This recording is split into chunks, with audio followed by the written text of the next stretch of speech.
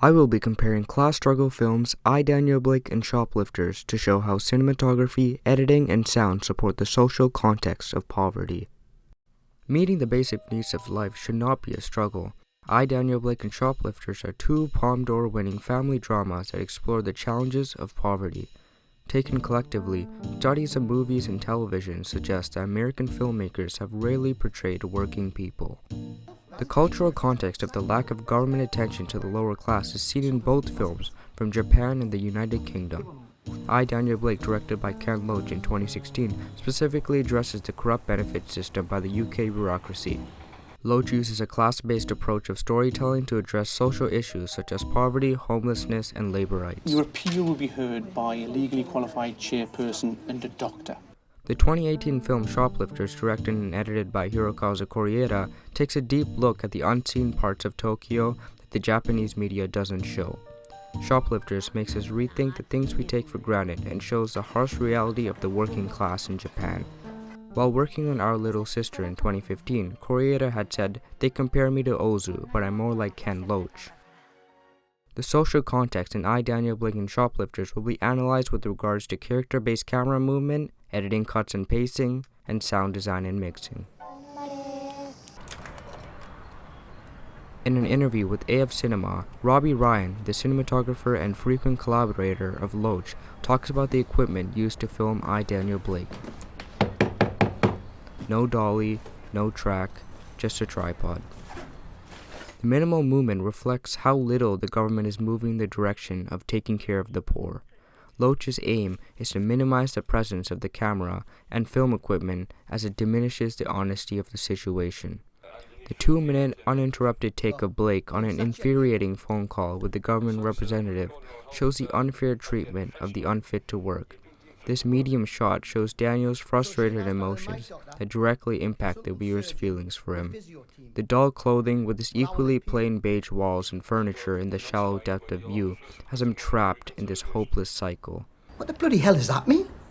This shot is handheld, seen with the slightest movements, emulating the feeling of a person like Daniel, breathing but barely. The purpose of the shot isn't to be Hollywood cinematic, but to show a raw, real-life conversation that thousands of people have. Japan is a group-oriented culture, and the cinematographer Ryudo Kondo depicts the Shibata family together in private environments, either in close-up or long shots. Much like Ozu, a well-known Japanese film director, Koreeda masters in-frame framing to depict the small, cluttered house. Instead of explicitly showing the Shibata's living environment, there are subtle parts here and there throughout the film. He places characters in narrow pathways, surrounded by people and items, to show their unsustainable living conditions.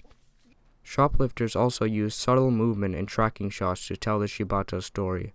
This long shot of Shota and Yuri walking past kids coming from school shows the opposite path that the poor are left in Japan. When Shota says only kids who can't study at home go to school, the audience knows that this is not true, and is shocking as the media portrays Japan as having one of the world's best educated populations. This scene on the porch is the first shot that captures the 6 of them together. According to Kondo, this image Koreeda had in mind was a school of fish looking up from the bottom of the sea. For this reason, he was particular about the overhead shot and the strong use of the color blue. The food bank scene in I, Daniel Blake is displayed in a very natural way. We see Katie in the perspective of Daniel, cutting from him in the sidelines to his line of sight of Katie. This puts the audience in the setting. All the shots are fairly long in length, mostly over 10 seconds, giving more time for the audience to examine the surroundings. The long lineups and few products in the food bank show how many people struggle to put food on the table and the lack of care from the government to increase funding for food banks. The faster cuts after Katie eats the can of beans is a shift to a more heart-racing moment, where the audience may feel emotional. In an interview, Laverty said that he and Loach went to many food banks just to listen to the stories of others in similar situations. The food bank scene was inspired by a woman at a food bank, where her daughter was humiliated, which is why the camera cuts to Katie's daughter to see her innocent reaction.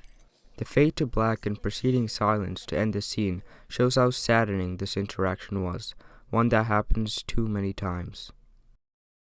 As not only the director but also editor, Koreeda put Shoplifters together with the mindset of pulling the audience along and not losing them in the relatively slow plot. He said, "I edit as I go, but I also do a complete edit at the end, and by the time I put it all together, it doesn't go according to calculation." To develop tension, he slowly reveals information about members of the family throughout the film. First about Yuri when the Shibatas take her, then when the grandmother, Hatsue, passes away, and finally when they all confess in their interrogations. The parallel editing cuts to each member of the family, telling the entire story piece by piece from different people. This expands the moment of realization for the audience that no one here is connected by blood. Shoplifters has a complex view in biological family, which deeply contrasts with Japan's strong belief in blood family ties. 産んだらみんな母親になんの? Good morning, Mr. Blake. My name's Amanda. I've got a couple of questions here for you today to establish your eligibility for employment support allowance. I, Daniel Blake, starts with over 2 minutes of a black screen and film credits with the audio of Daniel Blake's assessment. The dialogue, without visuals, makes us focus more on what exactly is said rather than the physical atmosphere. The ridiculous questions by this so-called healthcare professional appointed by the government are presented with a strong accent and aggressive tone, emphasizing her as the antagonist. Can you raise either arm to the top of your head as if you were putting on a hat? I've told you there's no wrong with me arms and legs.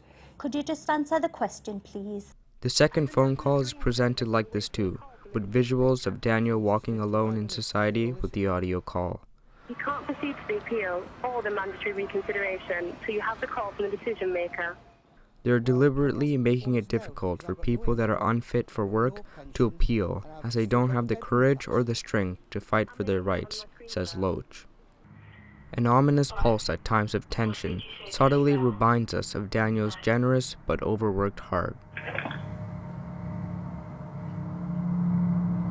When Daniel Blake gets the attention of the public, the diegetic sound of the crowd cheering sheds a light on this segment, promoting citizenship and evident support from other Britons.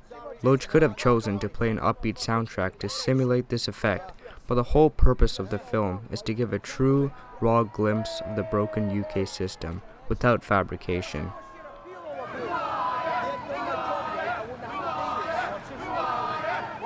When Osamu and Nobuyo go to return Yuri, they hear screaming and hitting in the house. This confirms that there is domestic violence and abuse, correlating with Yuri's scars seen earlier. After the film's release, Japan has officially banned spanking in an effort to end physical child abuse. After Osamu and Nobuyo heard the yelling, a non-diegetic soundtrack plays, a very rare occasion for this film. It serves as a transition to show that they have made the decision to keep her so she doesn't get hurt further. For subtle positivity and intensity, music is added. The shoplifting scene at the convenience store has this quiet, calm environment of crickets and insects chirping, another connection to nature. But the supermarket scene where Shoda gets caught is a heart-racing soundtrack with heavy breathing, creating much more intensity.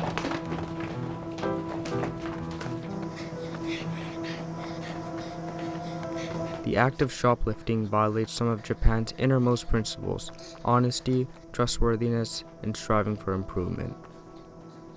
Muted lighting, long-duration shots, minimal score, handheld movement, calculated timing, and compelling dialogue